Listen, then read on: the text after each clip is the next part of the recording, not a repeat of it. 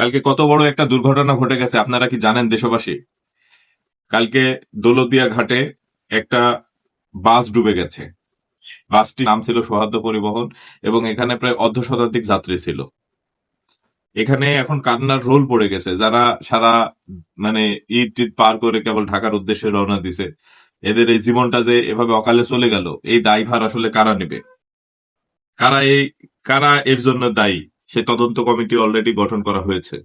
বাংলাদেশে একটা জিনিস সবচাইতে বেশি হাস্যকর আমার মনে হয়, কোনো কিছু হলে তারপরে প্রতিকারের চিন্তা করা হয়, কিন্তু তার আগে কোনো প্রতিকারের চিন্তা করা হয় না। আত্মীয় স্বজন চলে গেল, তারাই বুঝলো যে আসলে এর কষ্টটা কোথায়।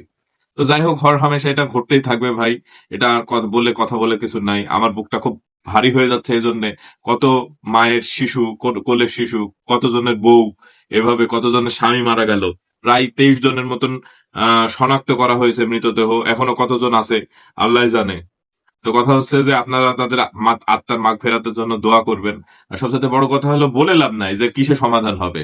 যেটা যখন ঘটে যায় তখন আমরা সেটা সমাধান খুঁজি, তার আগে কোনো সমাধান বাংলাদেশে হয় না। এটার আপনারা জ্ঞানী সমাজ, আপনারা ভালো বুঝবেন। সবাইকে ধন্যবাদ।